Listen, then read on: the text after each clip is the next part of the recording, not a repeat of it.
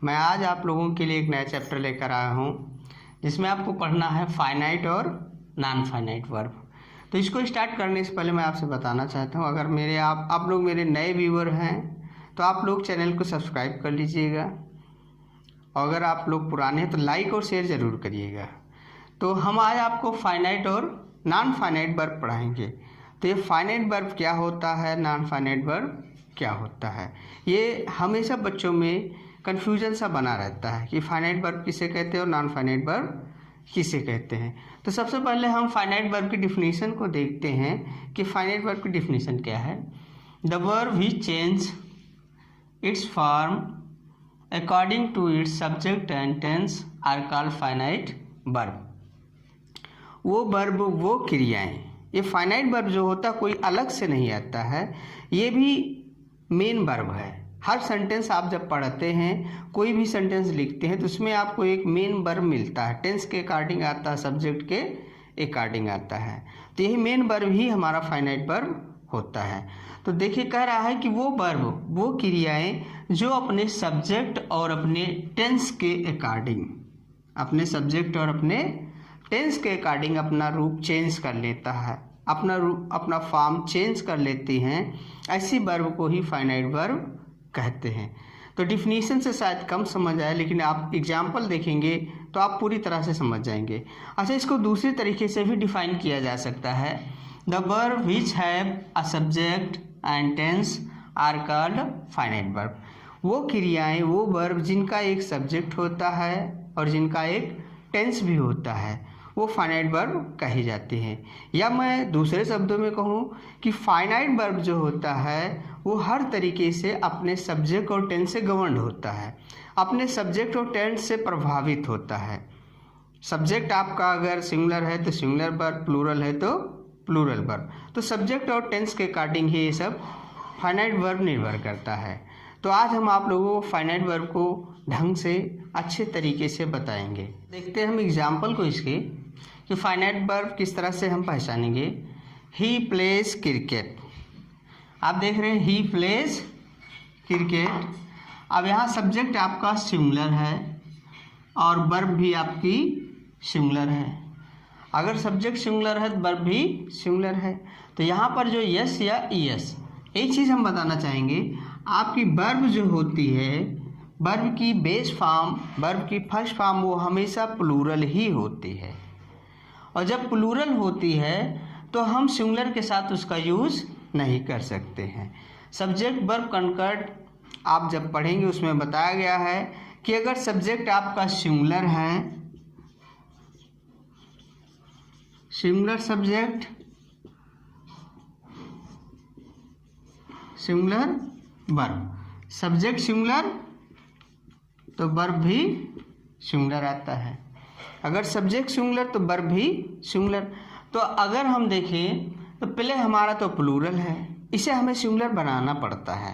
तो जब हम लोग प्रेजेंट इंडेफिनिट में वर्ब में एस या ई एस लगाते हैं, उसका मेन रीज़न हमारा सब्जेक्ट ही होता है। क्योंकि सब्जेक्ट अगर सिंगुलर है तो हमें वर्ब को भी सिंगुलर बनाना पड़ेगा। तो सब्जेक्ट वर्ब को सिंगुलर बनाने के लिए हम उसमें एस या ई एस लगाते हैं। लेकिन जब आप लोग नाउन पढ़ते हैं तो नाउन को सिंगुलर से प्लूरल बनाने में एस या ई एस लगाया जाता है, लेकिन यहाँ वर्ब को प्लूरल से सिंगुलर बनाने में हम एस या ई एस लगाते हैं। तो ही हमारा सिंगुलर है तो वर्ब भी हमारा सिंगुलर आना चाहिए। जब हमने इसमें यस लगाया तो वर्ब हमारा सिंगुलर बन गया। तो बताइए ये वर्ब किसके अकॉर्डिंग अपना रूप चेंज किया? सब्जेक्ट के अकॉर्डिंग तो अपना रूप चेंज किया है। फिर देखिए सी प्लेज क्रिकेट, सी प्लेज क्रिकेट, वह क्रिकेट खेलती है। अब यहाँ देखिए सी आपका सिंगुलर वर्ब है, सी सिंगुलर वर्ब है तो प्लेज भी सिंगुलर बना कि नहीं बना। अगर हम यहाँ सिर्फ प्ले लगाते तो सब्जेक्ट हमारा सिंगुलर हो जाता, वर्ब हमारा प्लूरल हो जाता। तो इस तरह से एक्सेप्ट नहीं किया जा सकता है। तो रूल कहता है सिंगुलर सब्जेक्ट सिंगुलर वर्ब। तो हमें सिंगुलर बनाना है तो इसमें क्या लगा देंगे? एस। तो देखिए ये वर्ब अपने सब्जेक्ट के अकॉर्डिंग अपना रूप चेंज किया कि नहीं किया। फिर देखिए Ram washes his hands, Ram आपका सिंगुलर है, वॉशेज वर्ब है। तो देखिए singular verb, singular subject, singular verb आया है। तो यहाँ पर वॉशेज, वॉश ने भी अपना रूप सब्जेक्ट के अकॉर्डिंग चेंज कर लिया है। इट रेन्स, इट आपका सिंगुलर सब्जेक्ट है और रेंस भी इस समय सिंगुलर वर्ब है। अगर इसमें हम यस हटा दें तो इस समय ये प्लूरल हो जाएगा तो गलत होगा। Singular subject singular verb, S लगाएंगे तो ये भी सिंगुलर बन गया। तो यहाँ देखिए रेन भी अपने सब्जेक्ट के अकॉर्डिंग अपना रूप चेंज कर लेता है। तो आप लोग देखिए सब्जेक्ट के अकॉर्डिंग अपना रूप चेंज कर रहा है नहीं कर रहा है। तो फाइनाइट वर्ब की डिफिनीशन है कि जो वर्ब अपने सब्जेक्ट के अकॉर्डिंग अपने रूप को चेंज करता है।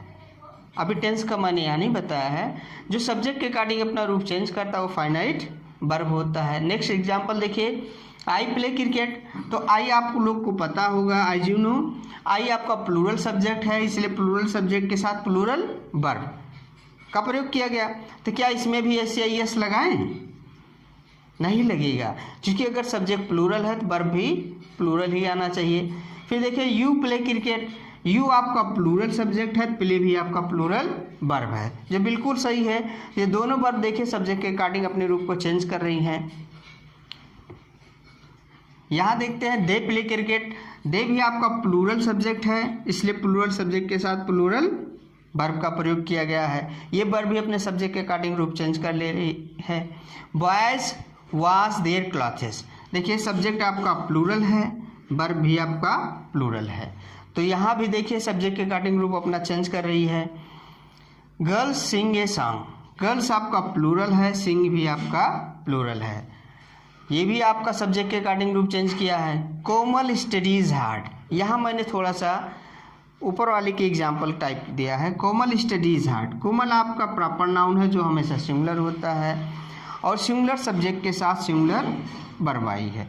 इसका प्लूरल वर्ब होता है स्टडी, लेकिन जब हम सिंगुलर सब्जेक्ट देखेंगे तो वर्ब को सिंगुलर बनाना पड़ेगा। तो कोमल स्टडीज हार्ड, तो आप लोग इन एग्जाम्पल में देख रहे हैं कि वर्ब अपना रूप सब्जेक्ट के अकॉर्डिंग चेंज कर ले रही है। जैसा नेक्स्ट एग्जाम्पल देखते हैं, he did his work yesterday, he did his work yesterday, उसने अपना काम कल किया। तो यहाँ देखिए डिड कैसे आ रहा है, डू की सेकंड फॉर्म डिड। तो देखिए डू ने अपना रूप चेंज किया, क्यों चेंज किया? क्योंकि यहाँ पर टेंस चेंज हो गया, ये पास्ट इंडेफिनिट में चला गया। तो डू ने अपना रूप चेंज किया किसके अकॉर्डिंग? अपने टेंस के अकॉर्डिंग। तो यहाँ वर्ब अपने टेंस को फॉलो कर रही है। Ram play chess last night, Ram ने पिछली रात चेस खेला था, पिछली रात आपका पास्ट टेंस होता है। तो यहाँ देखिए प्ले मेन वर्ब है, मेन रूप है, लेकिन इसने अपना रूप चेंज किया तो क्या हो गया? प्लेड। तो यहाँ भी टेंस के अकॉर्डिंग प्ले ने अपना रूप चेंज कर लिया। Boys went to school an hour ago, 1 घंटे पहले बच्चे स्कूल चले गए। तो यहाँ देखिए एगो भी आपका पास्ट की ओर इंडिकेट करता है, तो पास्ट होने की वजह से गो मेन वर्ब था, इसने अपना रूप चेंज कर लिया तो क्या बन गया? वेंट। तो यहाँ भी देखिए टेंस को फॉलो कर रहा है। It had been raining since morning, यहाँ देखिए ये आपका पास्ट परफेक्ट कंटिन्यूअस टेंस होता है, तो पास्ट परफेक्ट कंटिन्यूअस के हेल्पिंग वर्ब हैड बीन और वर्ब में आईएनजी आता है। तो बताइए टेंस के अकॉर्डिंग यहाँ पर मेन वर्ब आपका रेन होता है, लेकिन इसने अपना रूप चेंज करके क्या कर लिया? आईएनजी फॉर्म लगा लिया, रेनिंग हो गया है। They have done the work, उन्होंने वे काम कर चुके हैं। तो यहाँ देखिए प्रेजेंट परफेक्ट होता है, प्रेजेंट परफेक्ट में हमेशा वर्ब की थर्ड फॉर्म यूज होती है। तो देखिए टेंस के अकॉर्डिंग यहाँ पर मेन वर्ब आपका डू था, लेकिन टेंस के अकॉर्डिंग इसने अपना रूप चेंज करके क्या कर लिया? डन। तो इस तरह से हम देखते हैं कि जो वर्ब अपने सब्जेक्ट के अकॉर्डिंग अपना रूप चेंज करे या अपने टेंस के अकॉर्डिंग अपना रूप चेंज कर ले, वही हमारा फाइनाइट वर्ब होता है। अब हम नॉन फाइनाइट वर्ब को देखेंगे कि नॉन फाइनाइट क्या होता है, हम इसे कैसे पहचानेंगे। जो हमारा नॉन फाइनाइट वर्ब होता है इसकी डिफिनीशन है, डिफिनीशन से ही सब कुछ क्लियर हो जाएगा। The verbs which are not affected with its subject and tense are called non finite verb. ऐसी वर्ब जो अपने टेंस से अपने सब्जेक्ट से बिल्कुल भी अफेक्टेड नहीं होती है, बिल्कुल भी प्रभावित नहीं होती है, उन्हें नॉन फाइनाइट वर्ब कहा जाता है। ये भी कह सकते हैं कि ऐसी वर्ब जिनका कोई सब्जेक्ट नहीं होता, जिनका कोई टेंस नहीं होता, उन्हें नॉन फाइनाइट वर्ब कहते हैं। तो एग्जाम्पल से देखिए क्लियर होता है। He wants to play cricket, तो वह क्रिकेट खेलना चाहता है। देखिए यहाँ पर ही सब्जेक्ट है, वांट्स आपका फाइनाइट वर्ब है, क्योंकि वांट्स ने ही के अकॉर्डिंग अपना रूप चेंज किया है। अगर वांट कर दे तो गलत हो जाएगा, इसलिए क्या किया है? वांट्स, इसने अपना रूप चेंज किया है। लेकिन यहाँ पर इसके साथ है टू प्ले क्रिकेट, क्रिकेट खेलना चाहता है। ये भी वर्ब है और ये भी वर्ब है, ये आपका फाइनाइट वर्ब है, ये आपका नॉन फाइनाइट वर्ब है। फिर देखिए you want to play cricket, आप तुम क्रिकेट खेलना चाहते हो, तो यहाँ देखिए यू आपका प्लूरल सब्जेक्ट है, वांट आपका प्लूरल वर्ब है। तो यहाँ देखिए वांट ने अपना रूप सब्जेक्ट के अकॉर्डिंग चेंज किया, इसलिए फाइनाइट वर्ब है, लेकिन टू प्ले आया है, ये आपका नॉन फाइनाइट है। फिर देखिए I wanted to play on flute, मैं बांसुरी बजाना चाहता था। अब यहाँ देखिए आई आपका प्लूरल वर्ब है, प्लूरल सब्जेक्ट है, लेकिन वांटेड आपका सेकेंड फॉर्म आ गया, यानी कि पास्ट में चला गया। तो टेंस के अकॉर्डिंग वांट ने अपना रूप चेंज कर लिया। तो जो वर्ब सब्जेक्ट और टेंस के अकॉर्डिंग रूप चेंज करे वो फाइनाइट वर्ब होता। लेकिन यहाँ देखिए सब में मैंने टू प्ले लगाया है, इसने कहीं भी कोई रूप बिल्कुल भी चेंज नहीं किया है, ये सेम उसी रूप में आ रहा है। इस पर ना तो सब्जेक्ट का असर पड़ रहा है, ना तो टेंस का असर पड़ रहा है। तो ऐसी वर्ब को ही नॉन फाइनाइट वर्ब कहा जाता है। देखिए नॉन फाइनाइट के कुछ और एग्जांपल्स हैं। Seeing a lion he ran away, शेर देखते ही वह भाग गया। तो यहाँ देखिए ही आपका सब्जेक्ट है, रैन आपका फाइनाइट वर्ब है, लेकिन ये सीइंग भी वर्ब से ही बना है, ये आपका नॉन फाइनाइट वर्ब है। Having written a letter I posted it, पत्र लिखने के बाद मैंने पोस्ट कर दिया। तो यहाँ देखिए आई सब्जेक्ट है, पोस्टेड फाइनाइट वर्ब है, लेकिन हैविंग रिटन जो आ रहा है आपका नॉन फाइनाइट वर्ब है। Having eaten food the patient took medicine, खाना खाने के बाद मरीज ने दवा लिया। तो हैविंग ईटन फूड ये आपका नॉन फाइनाइट है और टुक आपका फाइनाइट वर्ब है।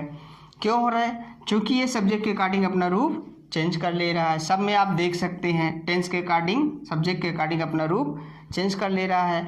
आई सा ए वुंडेड सोल्जर, यहाँ देखिए आई आपका सब्जेक्ट है, सा आपका फाइनाइट वर्ब है और टेंस को फॉलो किया, सी का सेकंड फॉर्म सा हो गया। फाइनाइट वर्ब इसलिए कहा जाएगा।